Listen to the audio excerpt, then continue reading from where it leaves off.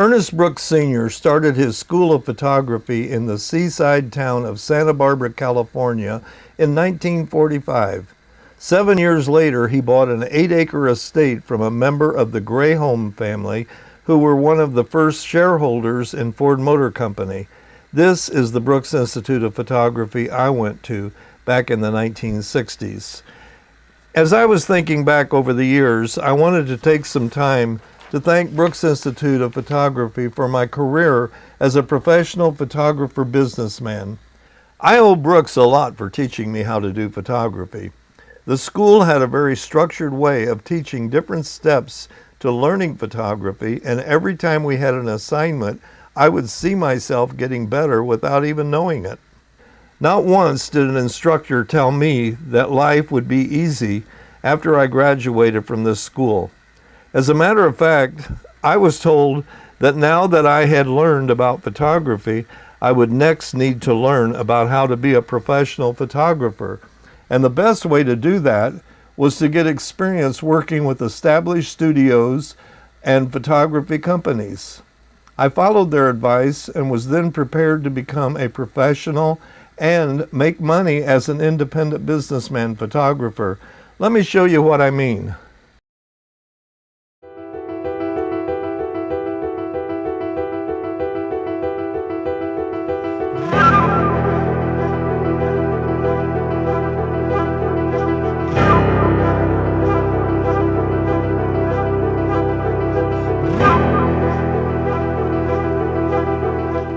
Hello, my name is Dick Roberts. I am a professional photographer, videographer, graphic artist, metal artist, laser artist, and I just made my first wooden cutting board. I guess that through the years I have become an artist first above all else and continue with that thought in my mind. I retired from doing professional photography about 10 years ago, and since then I heard that an artist never can really retire. They will always have that desire to create. So I guess that is why I keep doing what I do. When first starting out, who knows what or where life will take them, and how many interesting ways of living it. When I got out of high school, I joined the military, and I learned that it was not my choice to make a career of that. After serving my time in the military, I took my honorable discharge and got a job working in a factory. I soon learned that I didn't want to spend the rest of my life punching a time clock or be among the masses.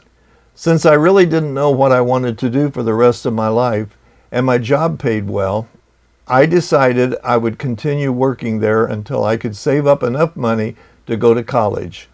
It was during the fall semester that I started looking for a college that I felt would best serve my purpose. After doing a lot of research, I chose a beautiful university campus in a rural setting, and I am glad I did that. I started my college studies the second semester of the year, which was in the winter. When spring came, I was running out of money, so I lined up a job for that summer to sell books door to door on a student program. I had already been offered a job for the next year to be the RA in a men's dormitory. In 2.5 months that summer, I earned enough money selling books door to door to pay for my complete education for the next year. I discovered things when I went to college that I had never thought of before. Since I had always had a passion for learning more about photography, and since I was working my way through my current school, I decided that maybe I could find a school that would teach me how to be a professional photographer, and I could earn my living doing that. I did my research and learned that one of the best photographic schools on the planet was in Santa Barbara, California. That meant I would have to come up with some kind of a plan to be enrolled, have enough money to get in, transfer my credits from the university, and travel from my current location in Michigan all the way out to California. Now, something that is important and that you must keep in mind is that the main thing is to make a plan and then work your plan. I was accepted at Brooks Institute of Photography and went through my complete study program majoring in portraiture with a minor in commercial photography. I was so proud to be standing by my graduation class and all of my instructors on the day of graduation. There were 55 of us starting out in our first class together at Brooks in July of 1965. Out of that original group, there were 5 of us who completed the course and were still together on the day of graduation on October 18, 1968. The others in our graduating class were students we had caught up with along the way. 50 of the students we started out with either had to repeat a class, flunked out, or dropped out for various reasons. I think that accepting my diploma was one of the highlights of my life and one of the happiest. What a relief to know I had just received something that would kickstart the rest of my life. After graduation, I would spend the next 40 plus years of my life as a professional photographer. After I graduated with my BA degree, my first job was managing a portrait studio in Florida. The main thing we did in that studio was high school senior portraits and weddings, and a lot of them. This work was done in the studio and on location. From there, I was hired as an illustrative photographer at a commercial studio in Wisconsin. That was a good experience of how to deal with art directors and commercial accounts. Here is some of the illustration work I did while employed there. Some was on location and a lot of it was in the studio. I did a lot of photographing of stainless steel, which is not easy to do, and it was important that I did not get hot spots on the product. When I left that job, I signed on to make a documentary film on a raft voyage down the Amazon River in South America.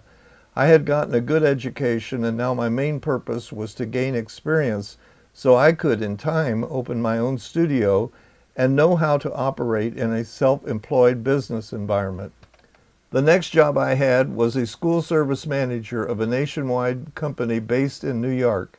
I was in complete charge of the school business that went into 20 of the company studios in 3 different states, Michigan, Indiana, and Ohio, and signed high school contracts with the yearbook advisor or principal of the high school. I also worked with the student photographers and taught them how to use a camera and do photography for the yearbook. In other words, I had become a professional contract signer. I learned a lot from that company and how to be in charge without having a boss close to me. Finally, it was time to open my own studio. I had saved up enough money to get started. Plus, I had worked overtime to sign 6 high school senior portrait contracts for the coming summer in a small town that I had relatives living in. The school season had ended for my working with the other company, so I quit that job in May and went to the town I was going to open my studio in and started remodeling a building. I had my first high school senior setting on June 1st, 1976. Everything was now on my shoulders, and I was really working hard to make this work. Here are some of the portraits I took of my students that came to me. Previous photographers had always photographed these high school seniors in a head and shoulder pose. What a great summer that was. I was having fun taking studio portraits every day and working with these young people. I was the first one in my complete area that did what I called illustrative portraiture. I would schedule 2 an hour and let them change clothes, bring a prop of interest to them, or a pet, or a friend, or family member, and would photograph one of the student appointments while the other was changing clothes. I never stopped, and as soon as I would finish photographing 2 students in an hour, it was time for my next 2 appointments. It went like that all summer. The only complaint my customers had was that they didn't know which one to buy and would end up buying them all. I didn't mind that kind of complaining because I was giving them what they wanted and it was their choice to spend the money. All of a sudden I was booking appointments from kids that lived over 50 miles away, and I never knew who was coming or where they were coming from. Obviously I was not under contract with their school. They just came because they liked what I was doing. After I had been in business for about 4 years, I decided that it was time to expand my operation. So I bought a 3,000 square foot building in a neighboring town about 20 miles away. And I opened a portrait studio on one side and a tuxedo rental shop on the other. Here I was showing clients some of my work in the lobby. Here is one of the work areas where my employees worked putting the orders together. I was photographing animals, children and pets, and I did a lot of modeling portfolios of different types. I also had commercial clients that I dealt with and photographed their products and services. After that, I read about the new 1-hour labs that were coming out and how well the video rental stores were doing. So I decided that I would expand my first studio into a lab video rental business as well as my professional portrait studio. Here is how it looked after I remodeled my building and got everything going.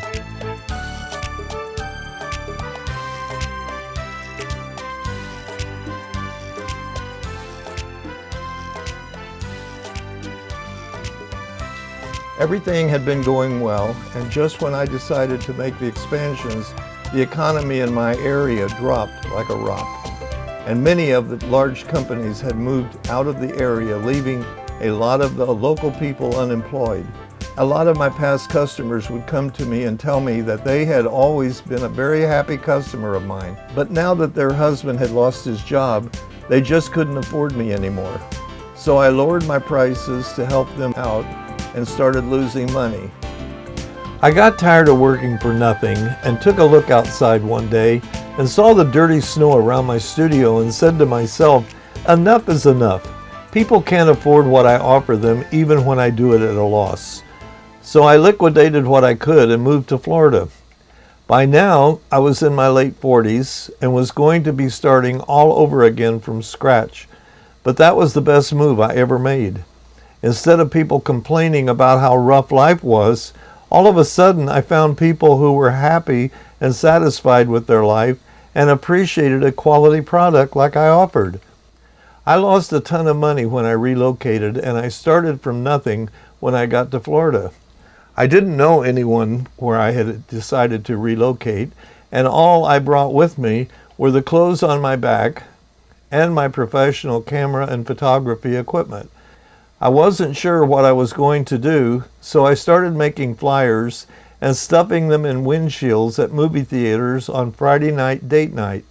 I also wrote a letter and bought addresses of families in an upper middle class part of town that had small children living at home, and I offered them a free family setting for a portrait taken in their home or on location.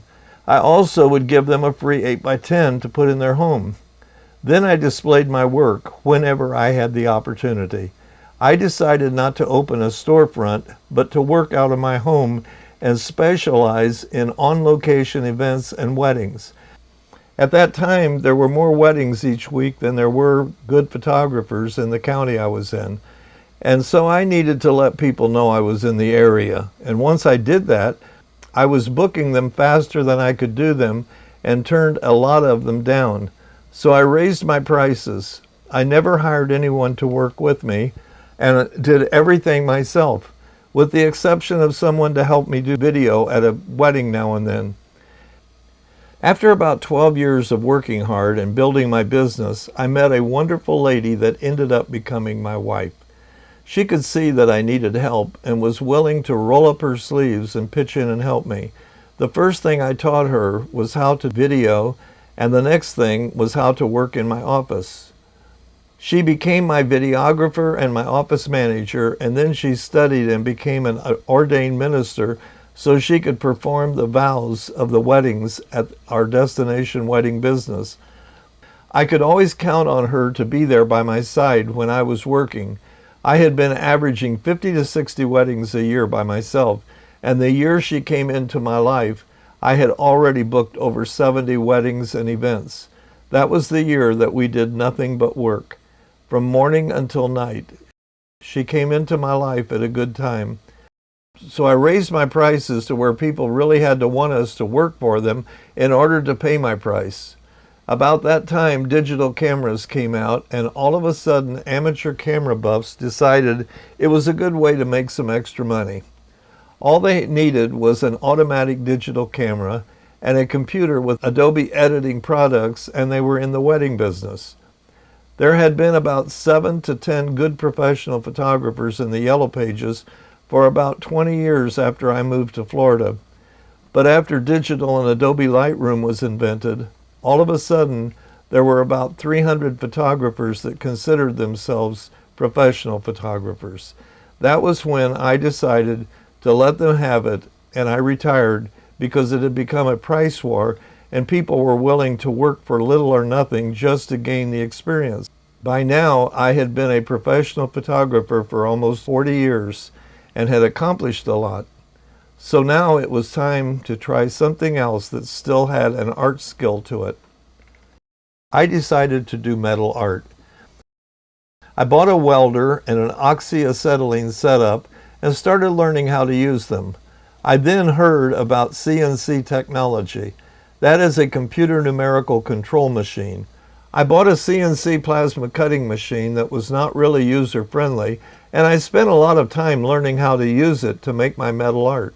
After I learned how to use it, I started selling metal art and put together a website that showed my work. It wasn't long until I was getting email from artists who had bought a small shop CNC plasma machine to add to their artwork and create metal art to sell on their online store. They wanted to pick my brain on how I did what I did. In the beginning, I helped them out and then decided that since I was a videographer, that I would just sit down and write up a script and make some instructional videos. All of a sudden, I was selling these all over the world, even to countries I had never heard of before, and also every state in the USA. I then put out a video lesson on how to make money doing a specialty product that also went over well. This had really become exciting because I was now not only learning something new, but also that I was selling so many instructional video DVDs by advertising on the internet. After I had my metal art under control, I decided to buy a laser engraver and started learning about making something that was different. I specialized in making children's nightlights with LED lighting on an acrylic sheet that I engraved a children's clip art on. It went very well, and many of my sales were from people who lived in the retirement village my wife and I now lived in. They would want one to take up north to their grandchildren. I also did commercial signs the same way.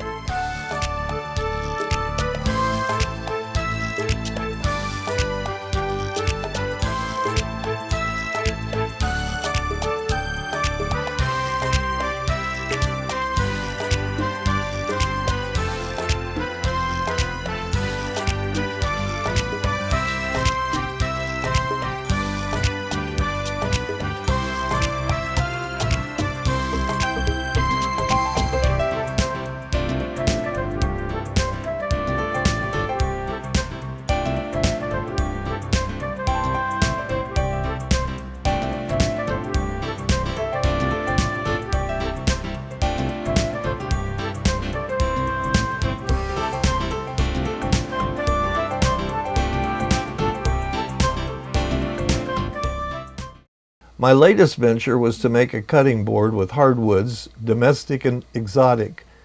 I did that because I felt my wife should have a nice cutting board in her kitchen. No one appreciates their kitchen more than my wife. She really does enjoy it and keeps it sparkling clean at all times. I talked to her about it and she wasn't sure just what I had in mind, but I did find out that she would like one that matched her kitchen and was not very thick. So here is how I did that.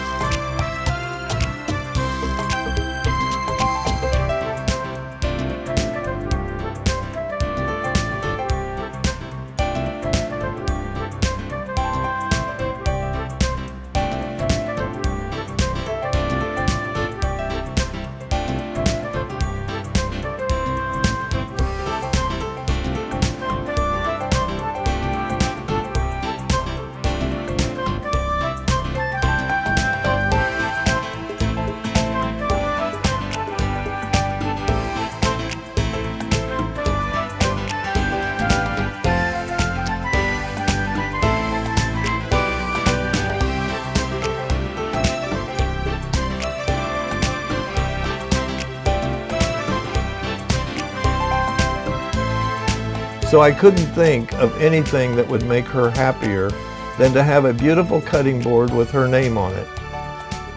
I have always felt that if I can keep my wife happy, then I will be happy. Happy wife, happy life. Now that my wife and I have retired, we can enjoy a lot of things we worked hard for. Now we spend our days doing what we want. My wife enjoys not only working in her kitchen, but also working in her home and her yard.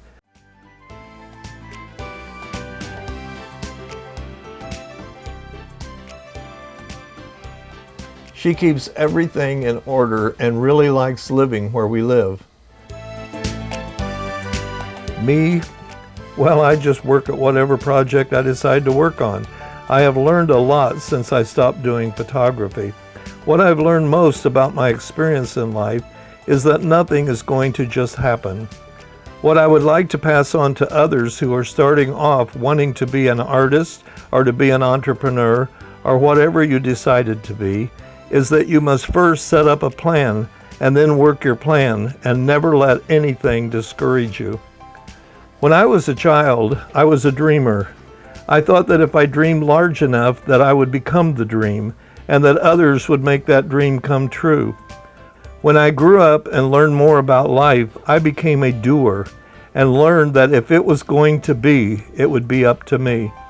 I found that my life was not easy, and the only way I could make things happen was to go through experiences of my own doing and work hard to make my life better.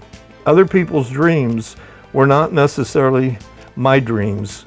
I also learned that much of this time was spent alone, and my constant companion was my work. I learned that money was not the key to happiness. I have made a lot of money and I have lost a lot of money.